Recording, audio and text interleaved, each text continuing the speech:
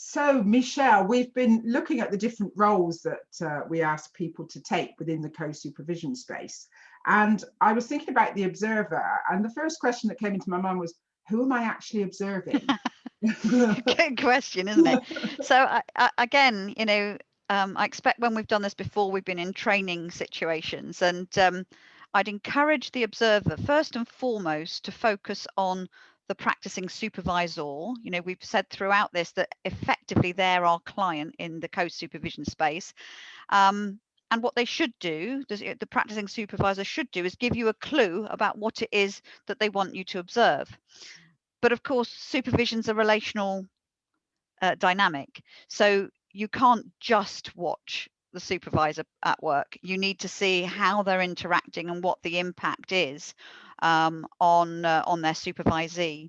So your primary focus is the practicing supervisor, and to understand their impact, you need to also have an eye to what's happening with the supervisee.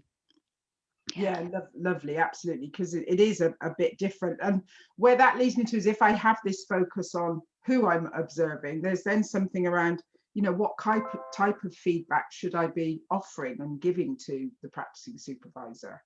Yeah, I think my my kind of request is that whatever's asked for, the observer has a sense of balance in their mind. And typically for every piece of kind of developmental feedback, there should be some affirmative feedback as well. And I guess the only time you might not do that is when the practicing supervisor deliberately asks for something different. But that's an interesting thing in itself. And my kind of default, if you like, would be to trying to balance it out. And we already know, I think, from praise to criticism, 5 to 1 or something before it's understand. So actually, if in doubt, give a bit more affirmative feedback than constructive. But your practicing supervisor should let you know. And sorry, I just had another thought about, what if the practicing supervisor doesn't give you a focus? What do you do then? So I think then there's something about the observer seeing this as a developmental opportunity for themselves. So, what's their area of interest and curiosity, and maybe observing what's playing out with their own lens. But just having to do a little bit of contracting about what that's likely to look like.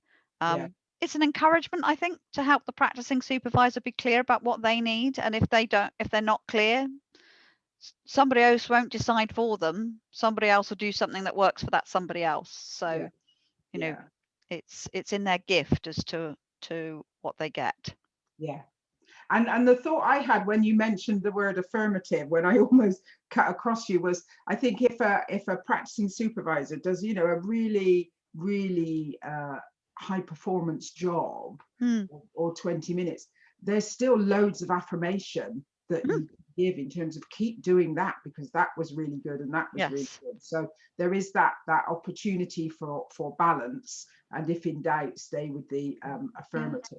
And of course, we have all of this kind of hints and tips on our website as well, in the co-supervision space. So people look at the events page, they can find out some written information if they prefer to read it again. Yeah. Thank you. Lovely.